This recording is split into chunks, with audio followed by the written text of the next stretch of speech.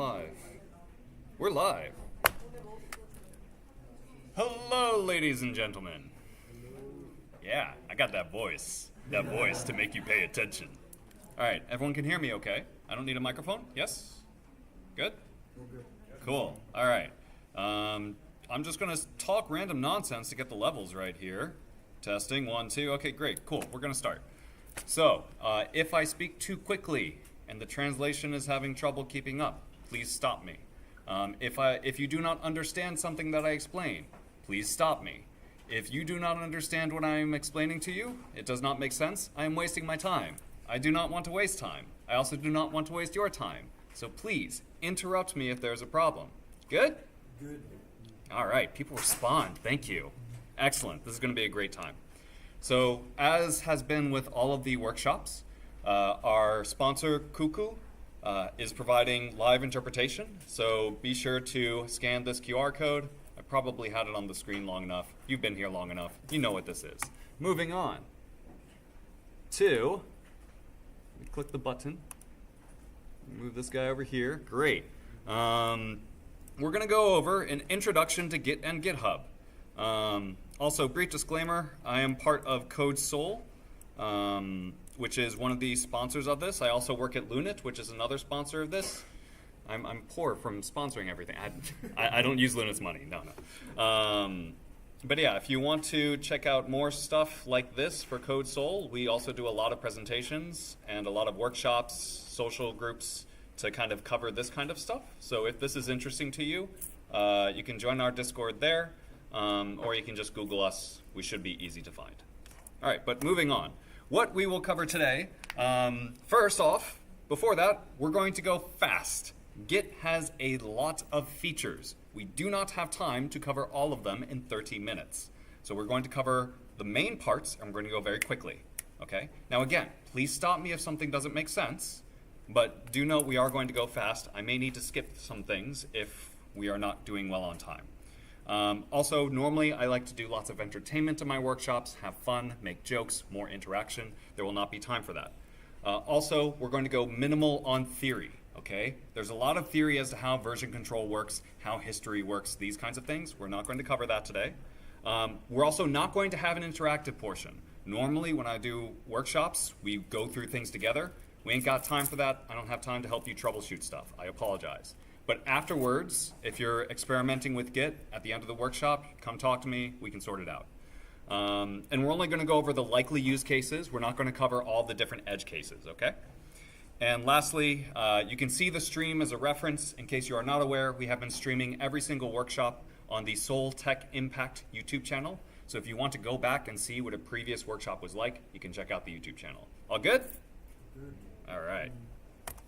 So today, first we are going to cover why should you use Git? Why should you care about this weird 3-letter thing? We'll also go over why use GitHub, okay? Why use this weird website based on this weird 3-letter thing? We'll go over how Git works, basically like what is the concept behind Git and what are the functions it provides.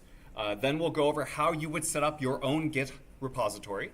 Then we'll go over making changes, how you actually commit to history and build a line of history in Git, which we'll explain in a bit. And then we'll go over collaborating. How do you work with the rest of your teammates to share code using Git? So first off, why use Git?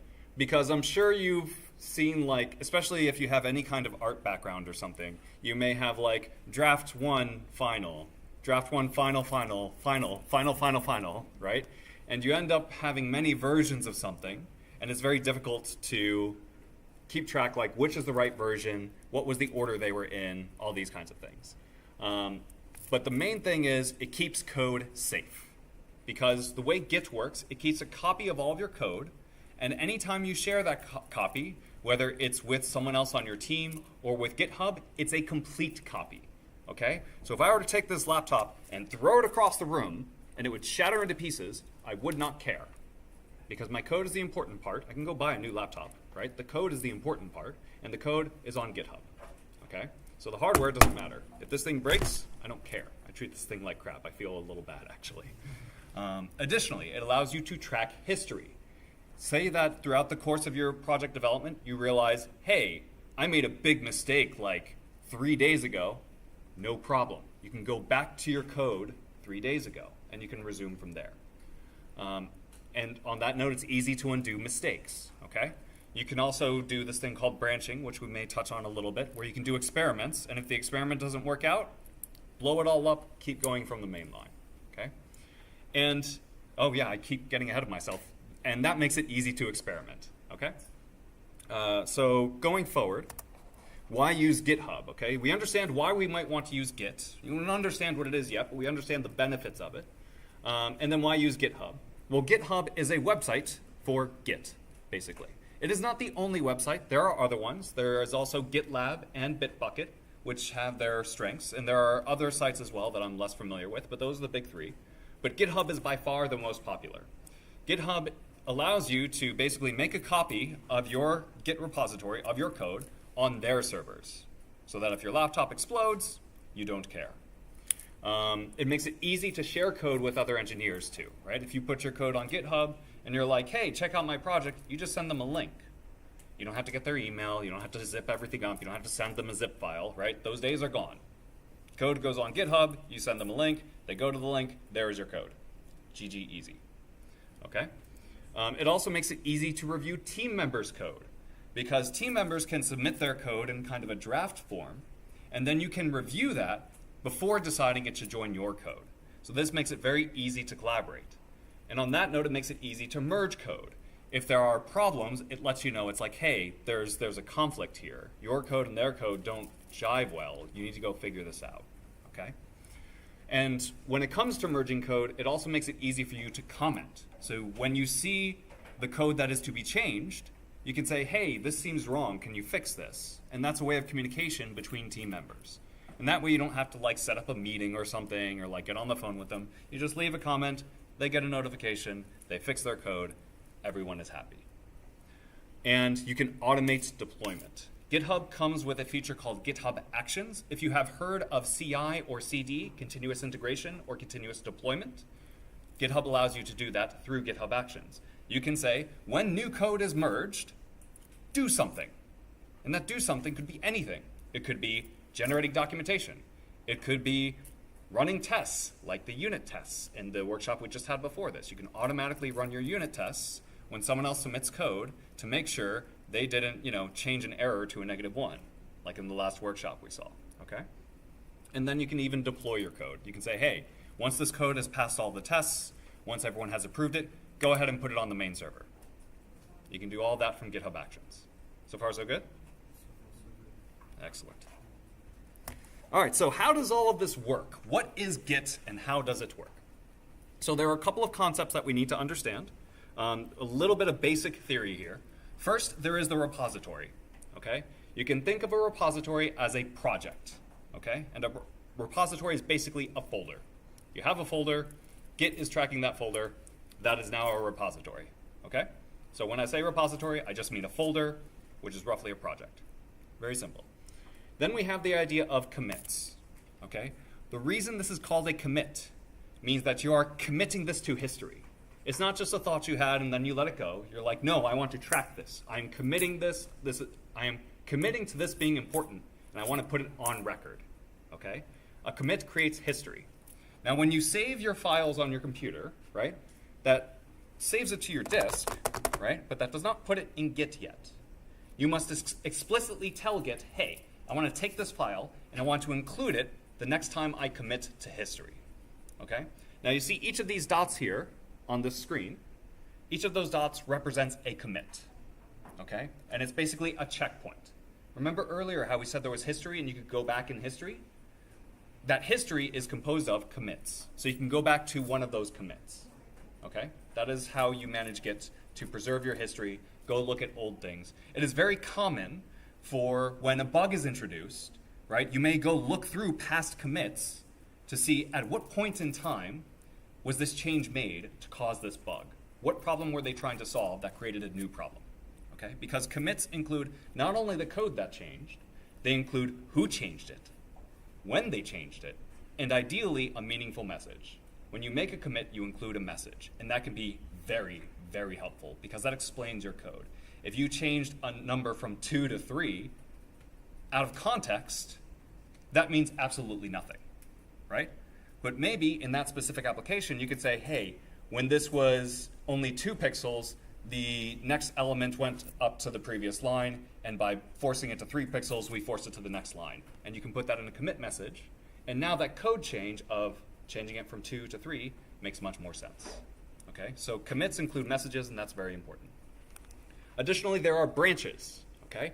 So you see how we have this master here on the left, and then that line splits, right? And you see your work up at the top, and then we see the continuation of that master line, right? That your work is a branch.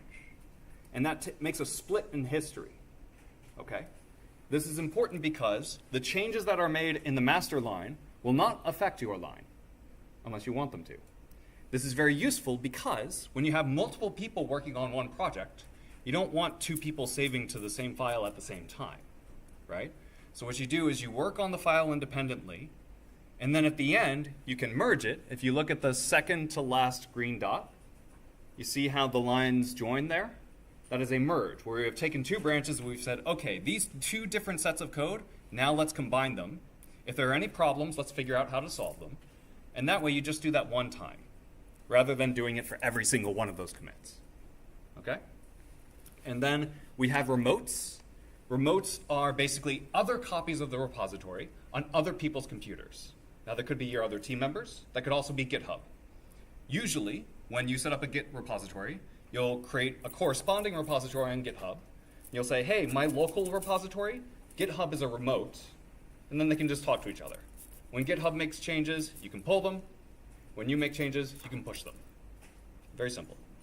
And then lastly is tags. Tags are very important.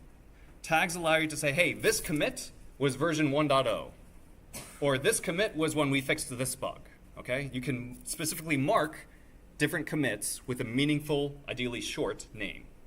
And that way, when you're looking through a giant list of history, you can see which commits are the important ones, okay? Usually, we use them for version releases, okay? So this was when version 1.0 was released. This is when version 1.2 was released, these kinds of things. So far, so good? All right. So let's go over how do we do this stuff. So let's talk about setting up a repository. If you go and make a GitHub account, I'm not going to walk you through it right now because, again, time. In GitHub, on the left side of the screen, you'll see a big, shiny, bright New button. If you click that, you can choose New Repository. It gives you a number of options, like adding a README file, adding a git ignore, choosing a license, and then finally creating the repository. What is all this other stuff? A README file is usually the first thing someone sees when they go to your repository on GitHub. All right, so if you just go to GitHub and you click a random project, you'll see a giant thing of text. That's the README. Okay, that's the introduction to the project. I strongly recommend always having a README that includes things like, how do you set up this project? How do you run this project? How do you test this project? And what are guidelines for contributing to it? That way, if you have someone, let's say, who joins the hackathon on the second day, which, man, I hope that doesn't happen, and let's say that person ends up on your team, and they're like, how do I set up the project? You can say, go check the README. And then you can spend that time continuing to code while they read. Okay? Also, git ignore. There are times where where you specifically don't want files included in Git. Okay? So Git, if you hook it up to GitHub, you put your code online, right? Sometimes you have secrets, like database passwords or API keys, right? And you store those in a file so your project can read them and use these things, but you don't want those secrets to be on GitHub, right? Because then you're putting your passwords to your own database or your API keys that you might be paying money for or that identify as you on the internet. Using those, someone can impersonate you and abuse your resources. Okay, so let's say you got like a Twitter API key or something. Sorry, X now. Not going to talk about that. Let's say you have an X API key, right? And then you find you publish your API key to GitHub, and then your account gets locked out. And you're like, what the hell happened? Well, that's because someone found your API key on GitHub and basically disguised themselves as you, pretended to be you, using your API key, and then abused X. And X is like, no, stop. So they cut off your account, and now you don't have an API key, right? So don't post secrets in GitHub. When you have secret files, especially .env, if you're not familiar with .env, go look that up. .env files, put them in the git ignore. You don't want them in GitHub. Git ignore is very good. Make sure you understand that. License is important for making sure that you are not liable if someone uses your code and it breaks something, right? So they can't sue you for giving them bad code. And it also sets rules around how people can use your code. So you can say, hey, this code can only be used in other open source projects or only for non-commercial projects. You can set that kind of legal constraint using a license. You can read all about that online. I'm not going to get into the legal stuff here today. And then at the end of that page, you can just click repository, and you're good to go. Also, once you have created the repository, you'll see a bunch of tabs at the top. One of those is settings, okay? You can add collaborators, and that allows you to add the other team members, and they can commit directly to your repository, okay? So that's just kind of a logistics thing. When you want to add new team members, go to your repository, go to settings, click collaborators, and then you can just add them there. Good? Cool. How are we on time? Okay, halfway through. So, oh, I did this. Okay. So let's say you're using VS Code, which a lot of people do. How do you set up your repository in VS Code?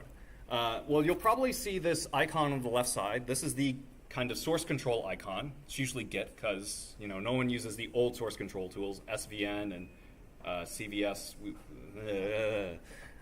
unless you're Samsung. Let's laugh at Samsung for a second. Yeah, so you can click the source control icon here, which I have highlighted on this screenshot.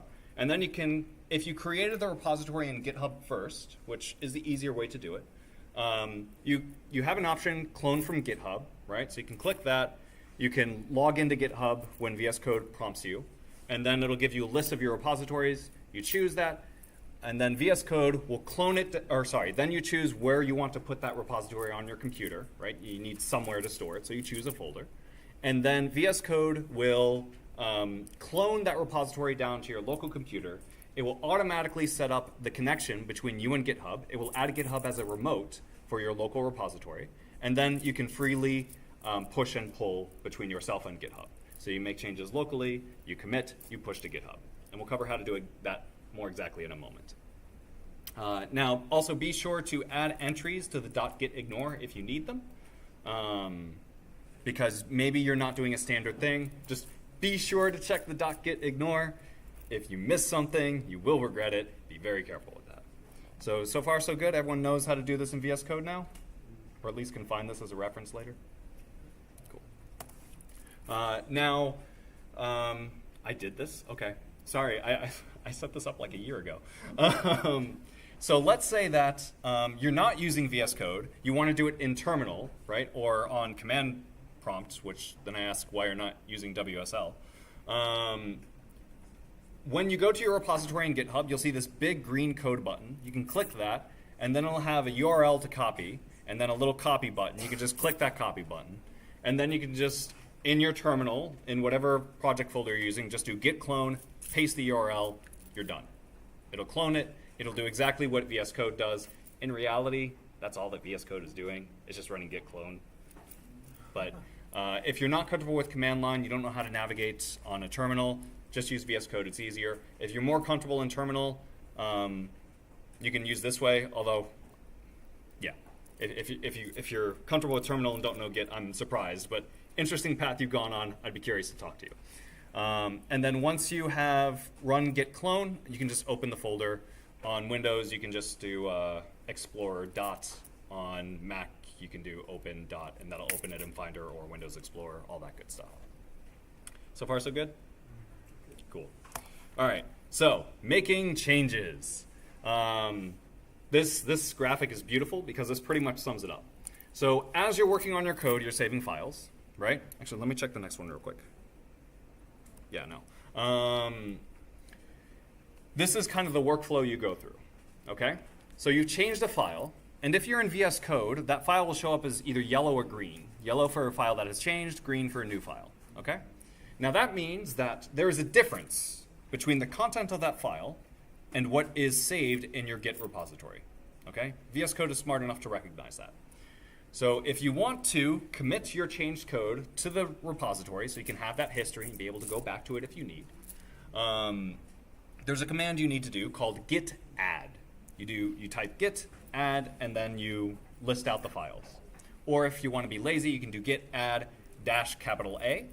We'll add all files, but make sure your git ignore is good. Otherwise, it's going to add things you don't want to add. Now that stages them. That basically tells Git, hey, I plan on committing these files. It does not commit them yet. Okay? The reason for the staging is that you may make a bunch of changes. You may want to like stage, unstage stuff. It's just kind of a safety step. Okay? And then git commit is the command you use to actually create a commit. You're saying, hey, Git, the state of the files that I have staged is what I want to save in history, like write this in stone, right? And then once you can either push now or you can push after you've accumulated a few commits. But once you're ready, you can do a git push. No, nothing else needed. You can just do git push done, and that will push it up to GitHub or whatever your remote is. Probably GitHub if you're following this. And then later, let's say that someone else makes a commit. You can do git pull to get the latest version. Okay? So git push, git pull. As I mentioned, push and pull earlier. It's just git push, git pull. Very easy. And then if you need to work with a different branch, you can use git checkout, but we'll talk about that more in a minute. Does that make sense so far? Cool. I got at least a couple head nods, so that's good. All right. Time looking good. So that makes sense for like the logistics of actually doing this stuff, but when should you make changes? When should you do all this stuff? First off, a good practice is to, anytime you start work on a new feature, make a branch. Okay? So say git checkout -B and then the branch. Now I'm just mentioning this stuff verbally because you could just Google it. Like everyone asks this question. So you do git checkout -B, the name of your branch, and that creates a new branch. And now when you make commits, they'll be on that branch instead of the main line. Okay? And that way, if your new feature doesn't work out, you just delete the branch and go back to the main line. Okay? If your branch does work out, you can just merge it back into the main line and continue on your way. Okay? So, new feature, new branch. This is a very standard practice among professional software engineers.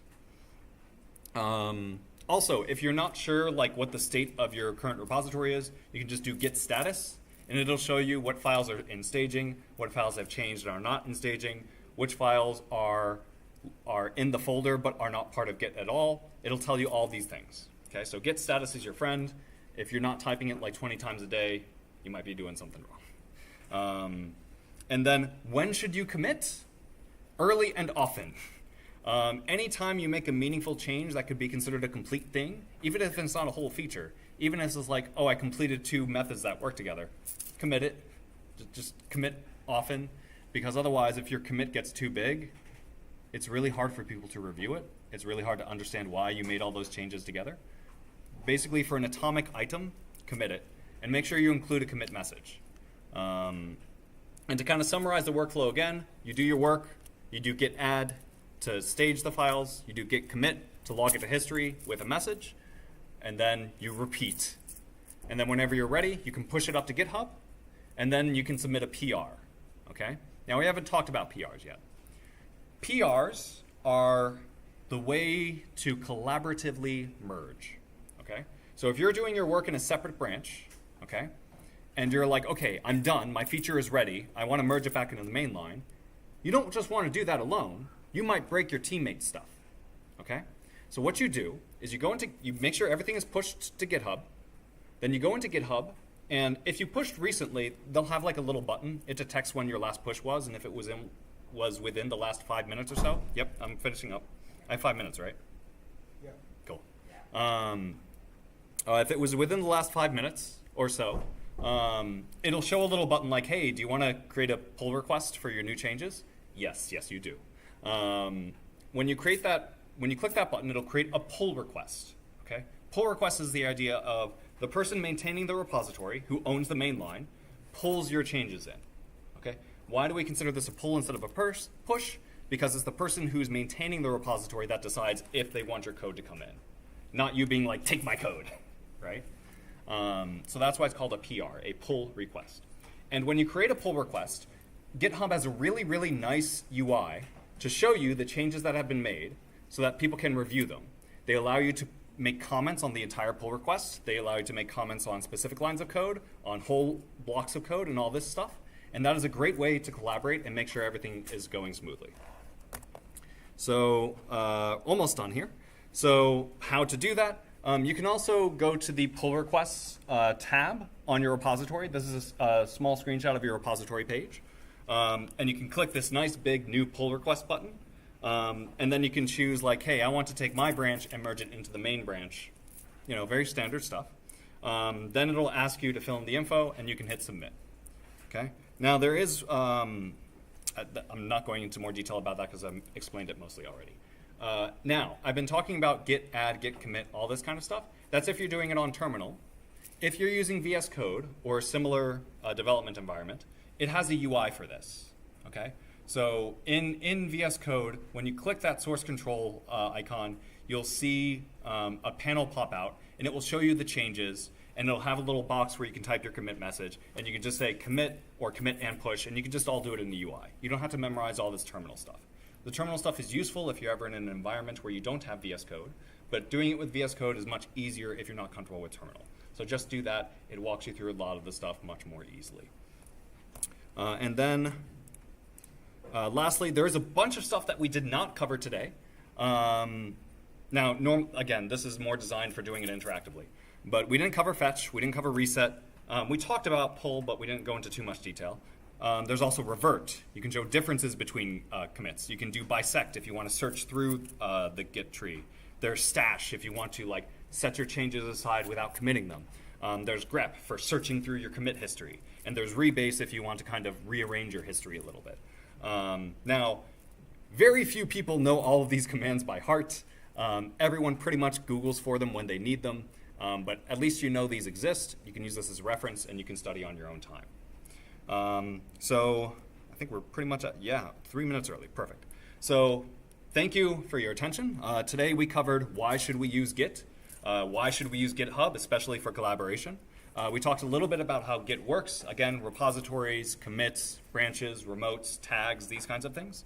We talked about setting up your repository. You can do it in GitHub, and then you can clone it down in VS Code or on terminal. We talked about making changes. Again, make a new branch if you're setting up a new feature. Commit early, commit often, and then push your changes when you're ready. And then we talked about collaborating. Setting up a pull request once you're ready to merge your code back into the main line so your teammates can review it, make sure everything is okay, make sure their stuff's not going to break, have discussion, and then when everything looks good, click the nice big green merge button, and then your code is merged. So if you want to look up additional resources, we're going to share these slides and all of the slides that we have from the previous workshops in the Discord, so you'll be able to check these links for more details. And we also have a link to last year's video, but I'll add this year's video as well. I'm missing the last slide. Anyway, thank you very much for your time and attention. I hope this was useful for you, and if you have any further questions about Git or GitHub or just collaboration in general, not specifically for your project though, because that would be cheating, but if you have questions about the general technology, please come ask me, and thank you very much.